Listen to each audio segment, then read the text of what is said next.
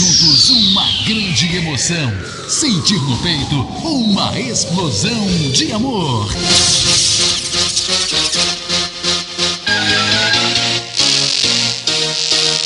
Está entrando no ar, na Catedral FM. Deus é 10. Com o Padre Jordão.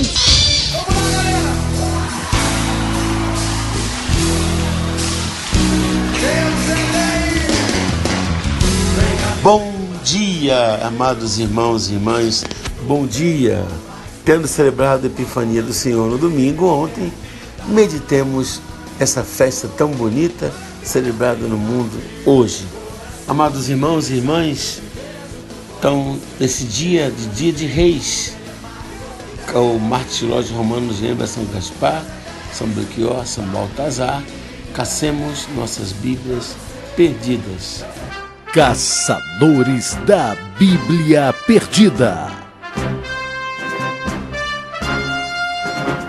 O Senhor esteja convosco, Ele está no meio de nós. Proclamação do Evangelho de nosso Senhor Jesus Cristo segundo São Mateus. Glória a vós, Senhor. Amados irmãos e irmãs, nós já lemos ontem o Evangelho dos Reis, que viram uma estrela que surgiu no Oriente, foram até o palácio de Herodes e perguntaram: onde está o rei dos judeus que acabou de nascer? Nós vimos sua estrela no Oriente, viemos com presentes adorar o Senhor. Toda Jerusalém ficou perturbada e com ela Herodes indicou que seria em Belém da Judéia. Eles vão e encontram o menino deitado na manjedoura. Ficam espantados diante de um sinal tão simples, um sinal grandioso que aquela estrela, impressionante, mas uma realidade tão simples, uma criança, mas mesmo assim, prostrados, adoraram, oferecem ouro, incenso e mirra, e avisados que não voltassem pelo mesmo caminho, regressam para outro lugar. Esse evangelho tão bonito, esse dia de festa tão grande, é o dia em que na Itália, na Espanha, os países de origem espanhola, as crianças recebem os presentes. Vamos meditar um pouco sobre essa festa de hoje, a festa dos Santos Reis, a Epifania do Senhor. Amados irmãos e irmãs, na carta de São Paulo aos Gálatas, o apóstolo apresenta assim o nascimento de Jesus.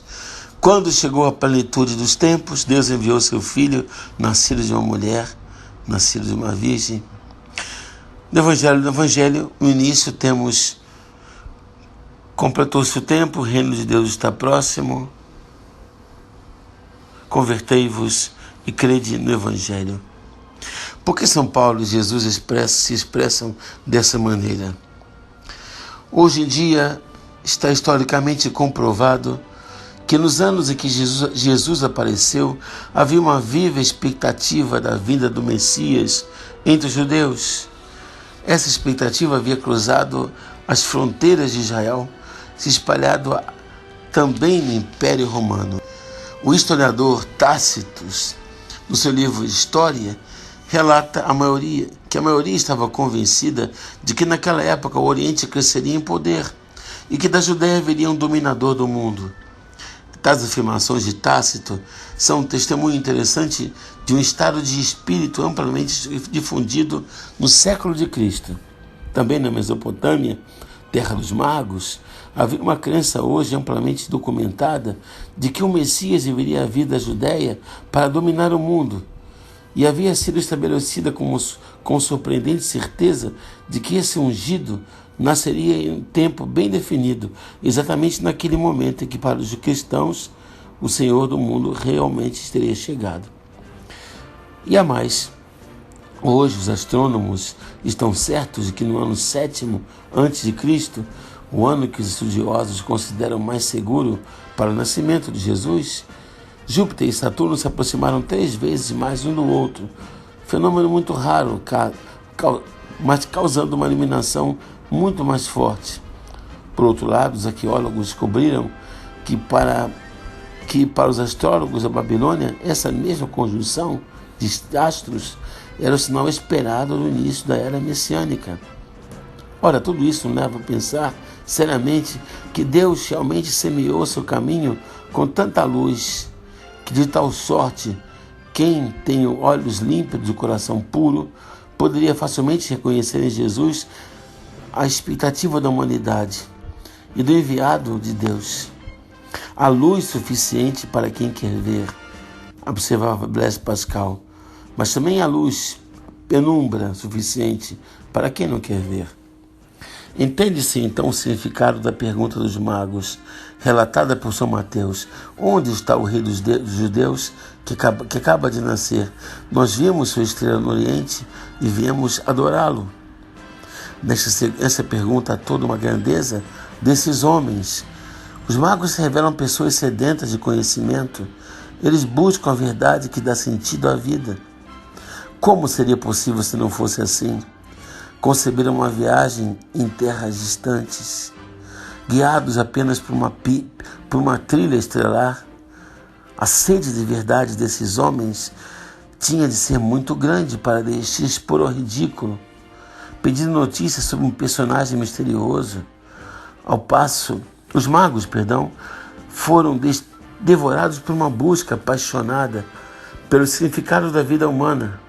E o caminho de Jerusalém era para eles como uma jornada para a esperança, uma tentativa de reunir nova luz para sua alma.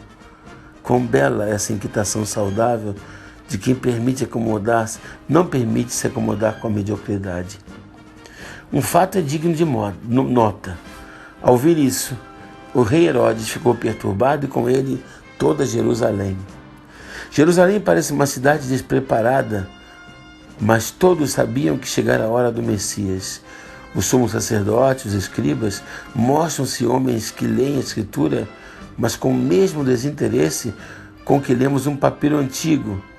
Para eles não havia notícias a esperar.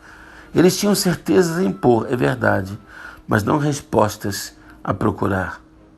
Muito triste, infelizmente muito comum. É uma atitude interior.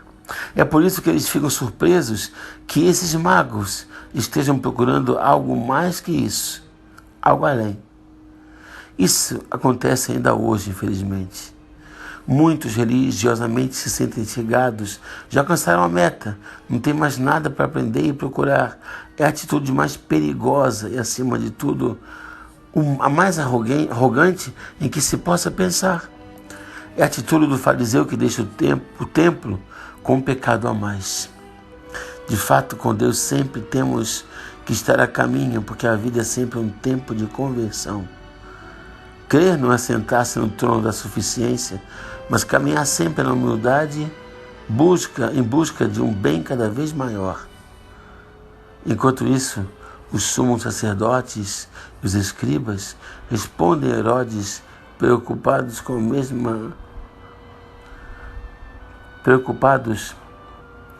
o problema levantado pelos magos, e lhe dizem: o menino vai nascer em Belém, Judeia, porque assim está escrito pelo profeta. E tu, Belém, terra de Judá, não és realmente a última das principais cidades de Judá, porque de fato sairá de ti um chefe que será o pastor do meu povo. E quanto a Herodes? Herodes está preocupado. Se preocupa apenas em defender seu poder e também em ver em Deus um competidor pelo trono. É um pobre homem iludido, um pobre homem deformado pelo desejo de poder. Mas Deus veio precisamente para ridicularizar esse poder. Deus veio para nos contestar, colocando-se em último lugar. Deus veio para ensinar uma nova maneira de ser grande, a grandeza do serviço e da doação. Napoleão não conseguiu entender isso. Herodes, não conseguiu entender isso, pois os sumos sacerdotes, escribas e os orgulhosos daquele tempo, de todos os tempos, não entendiam e não entendem até hoje. Precisamente essa razão pela qual, embora sabendo que havia chegado a hora do Messias, eles não reconheceram o Messias, até lutaram contra ele. O orgulho de fato se põe contra Deus, porque a humildade de Deus é insuportável para aqueles que estão cheios de si mesmos. E hoje, depois de séculos de cristianismo, superamos a busca pelo poder em todas as suas formas, ou ainda temos a mentalidade de Herodes? Estamos realmente no caminho da humildade e serviço junto a Cristo?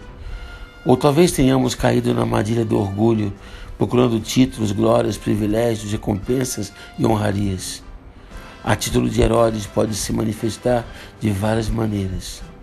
Por esse motivo, devemos estar vigilantes e estar prontos para começar a jornada em direção ao Senhor todos os dias, com tanta humildade, com a humildade dos magos, que deixando seus palácios, suas terras, seus tesouros, saíram em busca do desconhecido e, guiados pela luz de uma estrela fulgurante, se extasiaram com a simplicidade e a pobreza do menino. A todos abençoe-vos o Rei Todo-Poderoso, Pai, Filho e Espírito Santo. E até amanhã, se Deus quiser. Fiquemos na paz do nosso Deus, que é 10. Catedral FM apresentou Deus é 10. Com Padre Jorjão, Deus é 10.